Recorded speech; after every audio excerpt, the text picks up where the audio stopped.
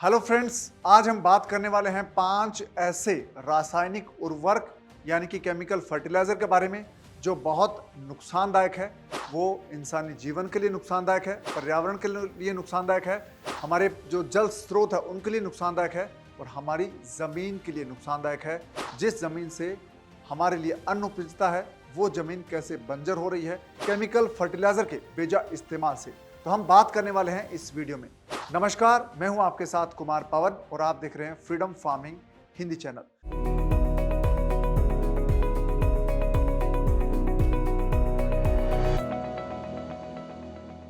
दोस्तों, हम बात कर रहे थे हानिकारक फर्टिलाइजर की, यानी कि वो रासायनिक उर्वरक जो हमारे लिए हानिकारक है।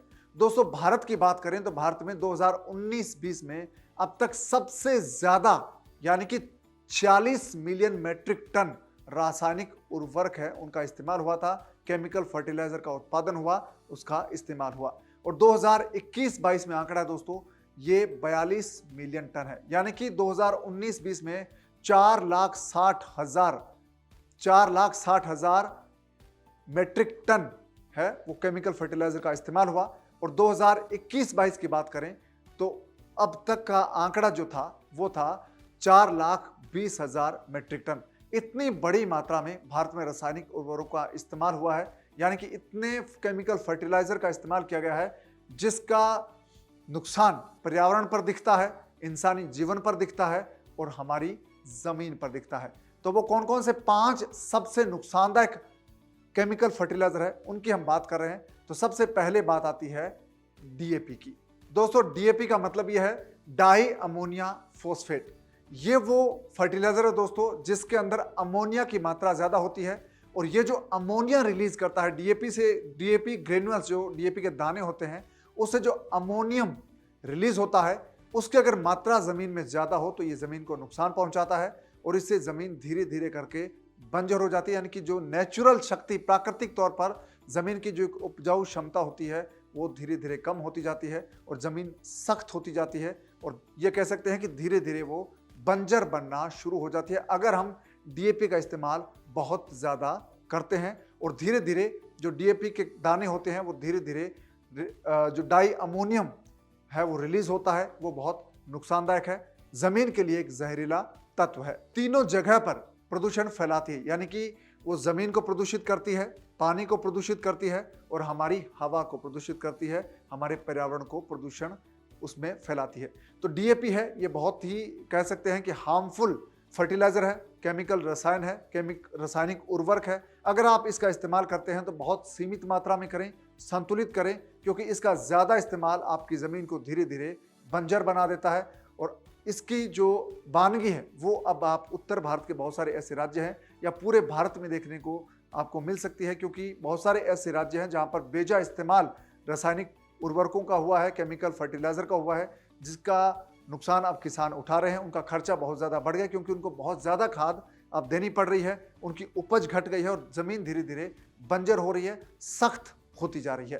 पंजाब, कर्नाटक, महाराष्ट्र, हरियाणा और ऐसे बहुत सारे ऐसे राज्य हैं जहाँ पर केमिकल फर्टिलाइजर का बेजा इस्तेमाल हुआ है और अब किसानों को बहुत सारा फर्टिलाइजर यूज़ करना पड़ता है और फर्टिलाइजर बहुत महंगा हो गया, इसलिए उनका उपयोग भी महंगा हो गया। लेकिन किसानों को अपनी ज़मीन की उत्पादक क्षमता बढ़ाने के लिए ये फर्टिलाइज़र बहुत ज़्यादा इस्तेमाल करने पड़ रहे हैं। तो ये किसानों के लिए एक बड़ी नुकसानदायक और विकट स्थिति बन गई है। और दूसरे नंबर पर आता है दोस्तों यूरिया। यूरिया ऐसे तो बहुत ही ज़रूरी तत्व है, ये सीमित मात्रा में बहुत सारे एनिमल फीड है उनमें यूज़ किया जाता है। लेकिन जब हम ज़मीन में यूरिया देते हैं या अपनी फसलों को जब यूरिया डालते हैं तो उसकी ज़्यादा मात्रा होती है दोस्तों, वो इंसानों के लिए बहुत नुकसानदायक होती है, वो मानव जीवन के लिए नुकसानदायक है, पर्यावरण के लिए नुकसानदायक है और हमारी ज़मीन के लिए नुकसानदायक है। दोस्तों, जब हम यूरिया का इस्तेमाल करते हैं तो यूरिया जब खेत में डालते हैं, जब पानी के संपर्क में आकर वो घुलती है तो हमारी ज़मीन के साथ वो मिक्स हो जाता है और साथ ही कुछ ऐसी ग्रीन हाउस गैसेस उस वक्त रिलीज होती है जब यूरिया पानी के साथ घुलता है, काम करता है, तो वो नुकसान करती है पर्यावरण को। हमारे पर्यावरण में ऐसी गैसेस मिलती हैं जो इंसानी जीवन के लिए नुकसानदायक है और बहुत सारे लोग ऐसे हैं जो एक्सेसिव यूज़ करते हैं इन दिनों पर यूरिया का, और यूरिया की मात्रा इतनी ज़्यादा आजकल बढ़ गई है, चाहे वो खाद्यान्न हो, सब्जियां हो या फिर दूसरे ऐसे कृषि उत्पाद जिनका उपभोग इंसान करते हैं, यानी कि जिनका सेवन इंसान करते हैं, तो उनमें अगर यूरिया की मात्रा ज़्यादा होगी तो उनको बहुत सारी बीमारियां हो सकती है, कैंसर जैसी बीमारी उनको हो सकती है और दूसरी बहुत सारी बीमारियां दोस्तों जो यूरिया के अत्यधिक सेवन से होती है। और यूरिया की मात्रा सब्जियों में बढ़ रही है, अन्न में बढ़ रही है और दूसरे जो कृषि उत्पाद है उनमें बढ़ रही है। और जो पशु खाते हैं या चरते हैं, उसके बाद उनके शरीर में जो पशु चारा के जरिए यूरिया जाती है वो भी दूध में या घी के जरिए इंसानों तक पहुंच रही है। तो यूरिया ऐसा फर्टिलाइजर है जो इंसानों को नुकसान पहुंचा रहा है, जमीन को नुकसान पहुंचाता है। अगर इसका ज्यादा उपयोग करते हैं, यूरिया का अत्यधिक उपयोग होता है, तो ये धीरे धीरे असर करना कम कर देता है और जमीन को धीरे धीरे बंजर बनाना शुरू कर देता है। जमीन की जो खनिज लवण, नेचुरल जो प्राकृतिक शक्ति होती है जमीन की उपजाऊ होने की, वो धीरे धीरे कम होती जाती है, या कह सकते हैं कि वो धीरे धीरे खत्म हो जाती है। तो दोस्तों जब हम यूरिया का इस्तेमाल करते हैं तो पर्यावरण में कार्बन डाइऑक्साइड है उसका स्तर बढ़ता है, यानी कि उसका उत्सर्जन होता है। तो पर्यावरण के लिए यूरिया नुकसानदायक है, मानव शरीर के लिए नुकसानदायक है और हमारे जो जल स्रोत है उनके लिए नुकसानदायक है। जब यूरिया है हमारे जल स्रोतों तक पहुंचती है तो वो बहुत नुकसान करती है, पानी हमारा दूषित हो जाता है। तो यूरिया का इस्तेमाल बहुत संतुलित मात्रा में करें, जितना जरूरी हो उतना करें। और तीसरा जो सबसे नुकसानदायक हमारा जो फर्टिलाइजर है केमिकल, वो है दोस्तों single super phosphate. Single super phosphate है वो बहुत बड़ी मात्रा में भारत में इस्तेमाल किया जाता है और किसान इसको इस्तेमाल करते हैं। लेकिन इसमें जो हेवी मेटल्स होती है ये बहुत नुकसानदायक है। ये इंसानी शरीर की किडनी को नुकसान पहुंचाती है, यानी कि हमारे गुर्दे को नुकसान पहुंचाती है, हमारी हड्डियों को नुकसान पहुंचाती है। तो सिंगल सुपर फॉस्फेट है, इसमें हेवी मेटल्स होते हैं। इसका लंबे समय तक ज़्यादा इस्तेमाल ज़मीन को बंजर बना सकता है, इंसानों को बीमार कर सकता है। और ये जब जल स्रोत, हमारे जो पानी के स्रोत है उन तक पहुंचता है तो वहाँ पर जो जीव जंतु है उनको नुकसान पहुंचाता है। तो सिंगल सुपर फॉस्फेट है दोस्तों, ये भी बहुत नुकसानदायक और ये कह सकते हैं कि एक सेमी जहरीला, बहुत कम मात्रा में जहरीला, बहुत ही लो किस्म का जहरीला ये एक रासायनिक उर्वरक है। तो दोस्तों सिंगल सुपर फॉस्फेट है, इसका इस्तेमाल भी आप सीमित मात्रा में करिए। जितनी इसकी सुझाई गई मात्रा है, यानी कि जितनी रिकमेंड मात्रा है, जितनी आपको बताई गई मात्रा है वैज्ञानिकों द्वारा, उतना ही इसका इस्तेमाल करें। इससे ज़्यादा इस्तेमाल मानव जीवन के लिए नुकसानदायक होगा और साथ ही हमारा पर्यावरण है वो भी इससे, उसको भी नुकसान पहुंचेगा।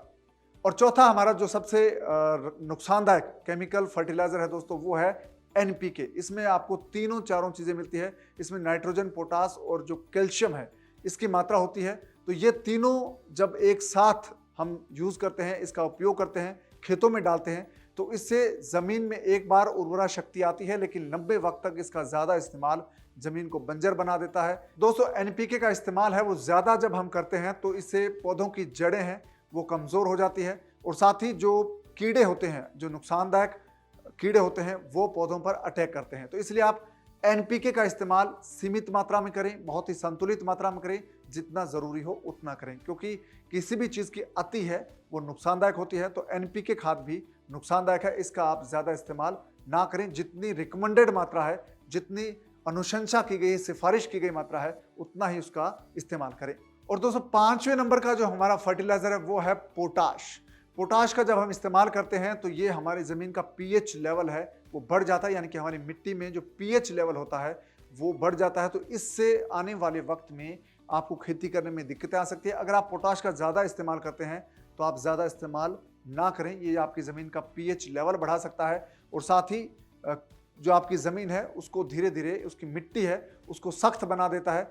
कोई भी केमिकल फर्टिलाइजर है उसका सबसे पहला बुरा असर आपकी ज़मीन पर यह पड़ता है कि आपकी मिट्टी है वो सख्त होती जाती है और जो उसके जो नेचुरल प्राकृतिक तौर पर जो उसकी उर्वरा शक्ति है वो धीरे धीरे खत्म होती है। और ज़मीन जब सख्त होती है तो उसकी जो भीतर जो मात्रा होती है खनिज लवण की, जो प्राकृतिक रूप से पौधों को मिलते हैं, वो कम हो जाते हैं। और साथ ही दूसरे बुरे असर, जो हमारे मित्र कीट होते हैं ज़मीन में, वो मर जाते हैं। अच्छे गुड बैक्टीरियाज हैं वो धीरे धीरे मरते जाते हैं केमिकल फर्टिलाइजर, केमिकल पेस्टिसाइड के इस्तेमाल से, और हमारी ज़मीन धीरे धीरे उर्वरा शक्ति उसकी कम होती जाती है। और एक स्टेज के बाद हमारी ज़मीन में इस तरह की स्थिति बन जाती है कि अगर आप उसमें केमिकल फर्टिलाइजर नहीं डालेंगे तो आपका उत्पादन नहीं होगा, यानी कि आपकी ज़मीन बंजर हो जाती है। तो दोस्तों आप पोटाश का इस्तेमाल भी बहुत सीमित मात्रा में करें, बहुत ज़रूरी होने पर ही करें। हो सके तो इसका इस्तेमाल आप ना करें, लेकिन बहुत ज़रूरी हो, आपको लगता हो कि आपके खेत को इसकी ज़रूरत है, फसल की ज़रूरत है, तो बहुत सीमित मात्रा में आप इसका